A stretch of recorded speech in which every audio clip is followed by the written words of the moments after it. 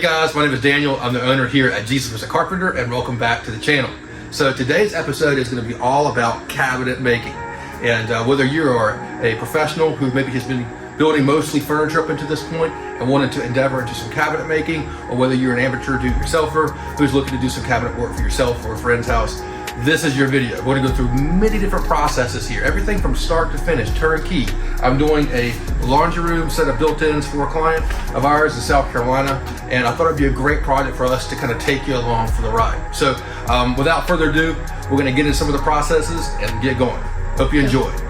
All right, guys, so through filming this series, we actually realized it needed to be a series, and it's gonna be about 4 parts. And so the first video, which is this one, is gonna be more informative, talking to you more about the planning, the design element, and going through a lot of the nuts and bolts things that are more informational and less hands-on. So if you're wanting to see more hands-on, actually see me doing some of the processes, feel free to go ahead and skip it along to the second, third, and fourth parts where we have a lot of hands-on video.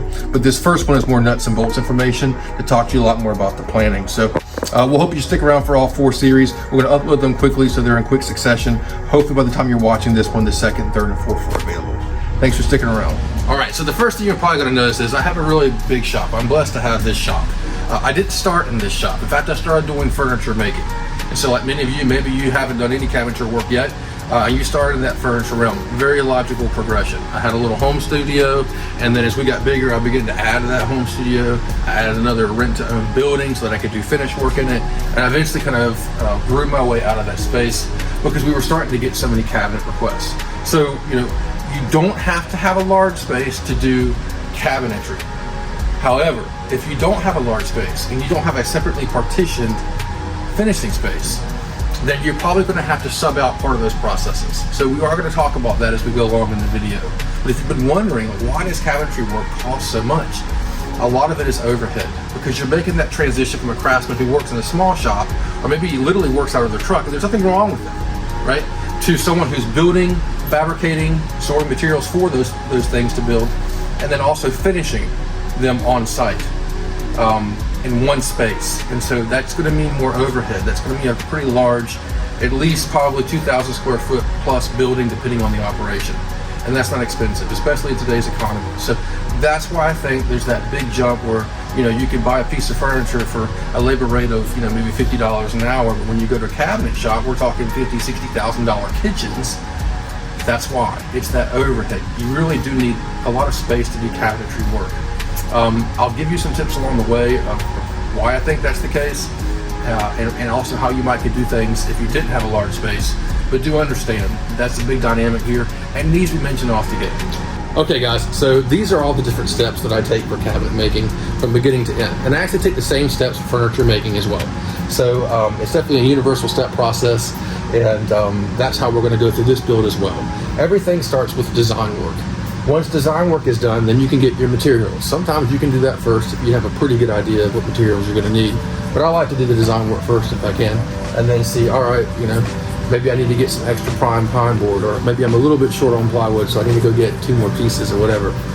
That's typically what I'll do. After that, then we're dimensioning. We're cutting materials off of a cut list to size. And then we're going our assembly prep. Now I've got that circle because I feel like sometimes cabinet building gets kind of a bad rap as being this very difficult thing, and it's annoying or laborious or whatever. I feel like if you do the right things during the assembly prep stage, it'll make your assembly so much easier. So assembly prep is everything from drilling pocket screws in the correct places, shelf pinholes, which are much easier to drill before the cabinet is assembled than after. And then also any kind of pre-sanding that you need to do. So you're not trying to reach into weird nooks and crannies when a cabinet is already assembled. And I feel like if you do a good job here, then your assembly is a breeze. And it's kind of ironic because all these steps from design up until you start assembly seem like they're taking forever. They do. Like if you're just watching this and you're like, oh, cabinet working, it's easy. No, it takes time. You'll see in the video. But if you do all that correct, even though it seems like it's taking forever, then the assembly just pops together quickly. But not just quickly, but beautifully. It's like a really nice, perfectly sanded, well accounted for designed cabinet. After that, your finishing prep. That's all your caulking, any kind of final filling, or I even put stain into this category. And then finally I get into finish work, which is when the pieces go to the other room to get sprayed, either sprayed with primer and paint and or sealant, okay? If you do a really good job with everything, but you don't do a very good job in your delivery stage, you can mess up a lot of work that you spend so much time doing. So even how you load the truck is important. And there's one very important dynamic about the delivery stage that you need to think about during the design stage. So in just a few moments, when I start talking about design, I'm going to mention that very big dynamic to you. And then finally, there's the installation. So we're going to go through all these processes. I know it's a lot. It seems like it's a lot because it is. So if you're a customer and you're like tuning into this video, and you're like, man, why is cabinet quotes so high? Because it's a lot of work. It's a lot of work. It's a lot of liability. But it's a rewarding process. So maybe at the end of this video, you're like, hey, that's a lot of work. That's not for me. I'll hire somebody. Okay, cool. At least now you know. Hopefully it saved you a lot of pain points for you. Or maybe you go through this, you're like, no, it's a lot of work, but it sounds like fun. But to each his own. I love it. I really do love it. I'll add during this segment that I used to be a furniture maker, and I don't do as much furniture. I do more built-ins now. I feel like built-ins are a little more of a resilient product that we can offer as craftsmen amongst a very volatile market in comparison to furniture. You know, for one, furniture, people can go online and buy a flat box dining table for, you know, maybe $1,800. They don't understand why your custom handmade table is $3,000. They can't see that the thing that they're seeing on the computer is really particle board wrapped in plastic veneer. Nor do they maybe even know better. Maybe it says it's hardwood, but they don't realize it's like a layer of hardwood over MDF, you know? So it's really hard to compete sometimes with the machine when you get into an economic climate like we're in right now. Very fortunately, I got into built-ins about 2 years ago, and I would say about 80 to 90% of our business right now is custom built-ins.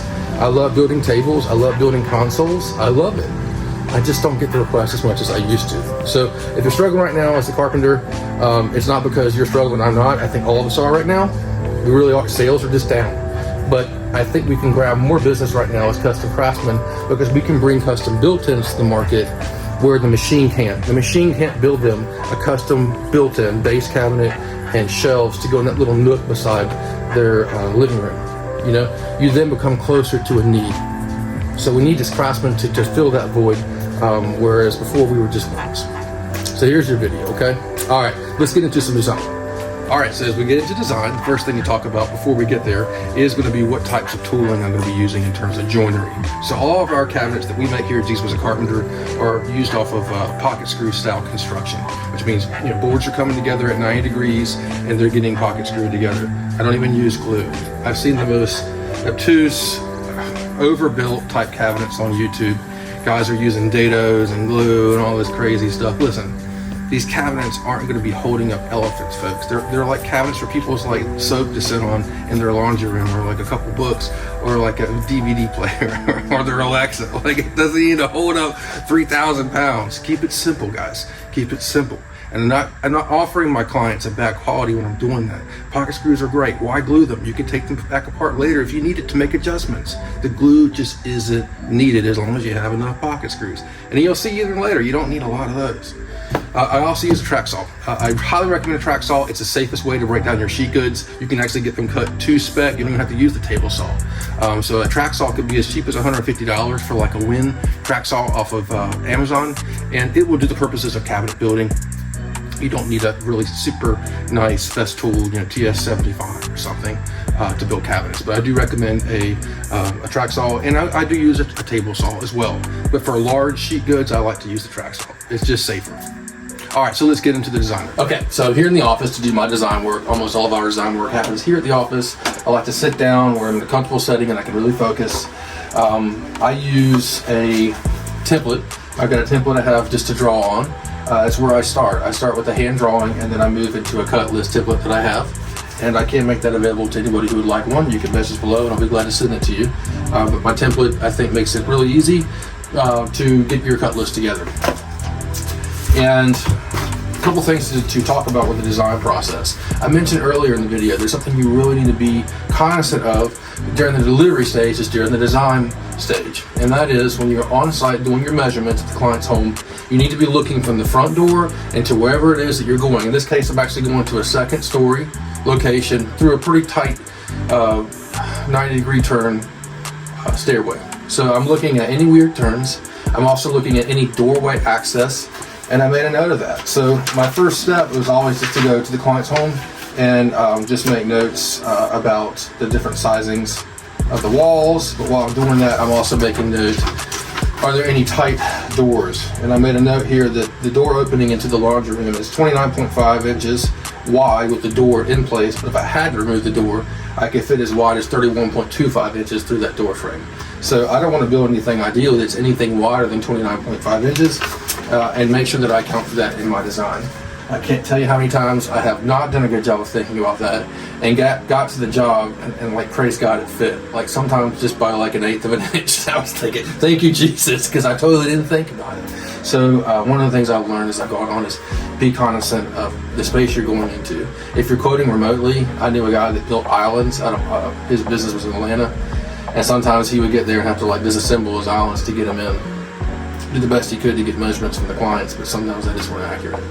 So do be mindful of that. Another thing to be mindful of is vantage point. So for instance, since we have a row of upper cabinets here, the eye can look up underneath and see what's going on underneath that cabinet, so it needs to look clean under there. Just something to think about, meaning I don't want to have pocket screws facing downward on the upper cabinets. I need to find a way to hide the pocket screws. Same thing with this fascia here. This is going to be a client-facing area, as I call it, meaning the client's going to be able to see this face of this lower cabinet. So again, I want to make sure I design my cabinetry in a way that hides the pocket screws from those areas. So I cheated a little bit, and off camera I went ahead and designed all my designs for this build. You can see that I put my pocket screws on the sides of the upper cabinets, and I divided that upper cabinet area into 2 cabinets, here and here.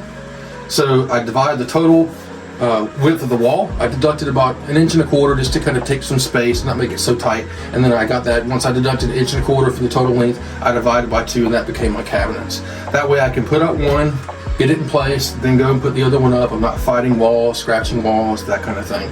If you can do it as 2 cabinets, it's easier to do that way, as long as you don't mind the extra lamination line from a face frame. Another way to get away with that is if you did 2 cabinets and then did a full face frame that you installed later, once you got to the home. You can do it that way too, if you don't want that, lamination line of a face frame down the middle. So all that's been accounted for. You can see on the side cabinet, I designed this one with my pocket screws on the top and the bottom of the cabinet, so that when they get attached to the wall, you won't see those pocket screws. They'll be here, down here, you'll never see them. Another thing that I like to do in my designs is I call this a false floor. So I build up a little bit of material before that floor hits. And you'll see later, I'll explain it better as a visual, but it basically raises up the cabinet a couple inches off the ground. And that's going to give a spot for us to have a nice little face frame down here that kind of acts like a baseboard.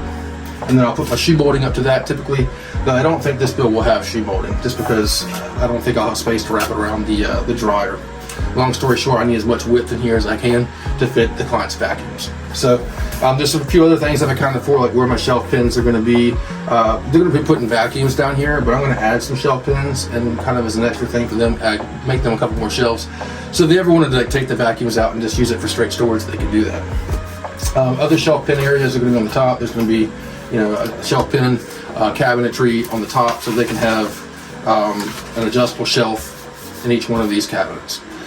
So I'm accounting for all the different things, the widths of the laundry and dryer machines. I'm also going to have an ash shelf in here. They currently have wire shelving installed in this area, so I made a note when I was there as to where the wire shelving was in relation to distance from the ceiling, because I know when I demo and take out that wire shelving, there's going to be holes in the sheetrock. So I want my cabinets to be long or tall enough to cover those holes up, so we don't have to patch and paint those. So there's a lot of things you really need to be cognizant of in the design phase, between besides just building a box. I'm also thinking about distance off the wall, so that I can make sure my face frame comes off the wall enough that when my half-inch overlay door articulates, it doesn't hit the side of the wall. There's a lot to think about, and then also I don't want the gap. While I don't want it to be so tight up here that I'm fighting to get the cabinets in place during the point of installation, I don't want it to be so loose that I'm having to scribe trim 3 inches over here either. So that's why I said I deducted about 1.25 inches from the total width of the wall-to-wall distance, and then divide that by 2. So if I deducted 1.25 inches, I should have about a 3/4 inch space here and a 3/4 inch space there, give or take. That also leaves a lot of room for finishing around racked walls. Okay, don't think, all right, this is 75 inches wide, I'm gonna make a 75-inch cabinet. It will not fit. And I guarantee you, if it's 75 inches here at the front, it's probably not 75 inches at the back. It might be 74.5, and you'll be in for a rude surprise. Remember, you can always make a cabinet smaller and scribe outward to fill in your voids, but it's hard to make a cabinet that's too big smaller without redoing that cabinet. So the design phase is super important. That's why I've yacked for about probably 5 minutes. It's important, right?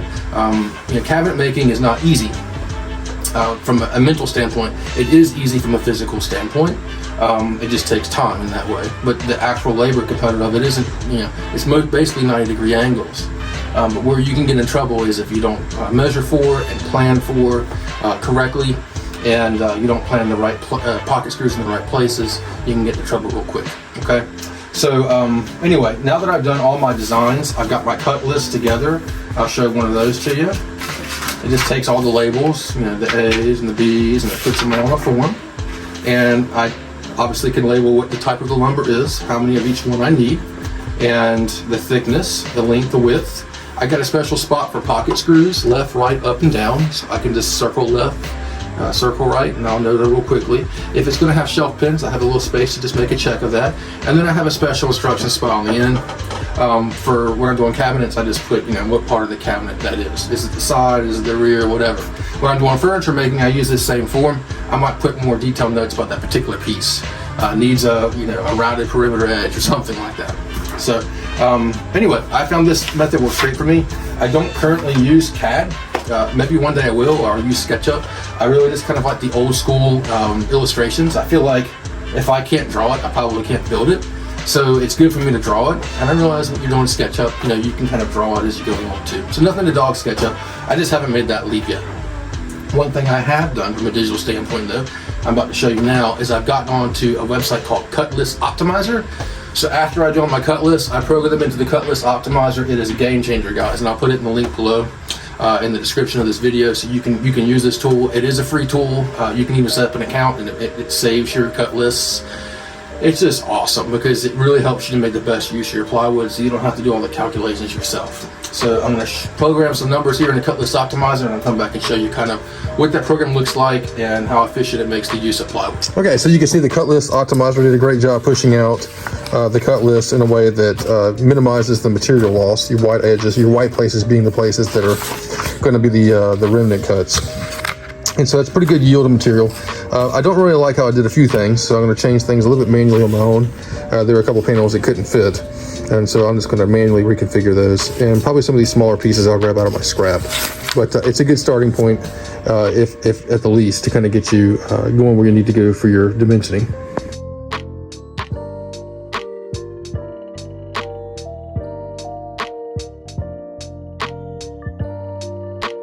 All right, guys, so that completes this first video. Thank you so much for listening to it. I know it was a lot of information, a lot of talking. I know you guys want to see me actually working, so we'll get to shopping a little bit for the second part and show us building this set. I did want to throw up the final product so you can see it over here in a picture. It came out great. Client loved it. Obviously, this project's already said and done, and so you can kind of watch us get from the design steps, which we just talked about in this video, to that final result. So stick around, come back for part 2. If you like this video, if it served to give you some information that will help you, I hope it did. That's the point of making these. If you like what you've seen, please consider subscribing, liking the video, giving it a thumbs up, give us some comments, feedback, any kind of feedback you have. We love to see. And we thank you for watching. We pray that God blesses you and all that you put your hands into. Thanks so much.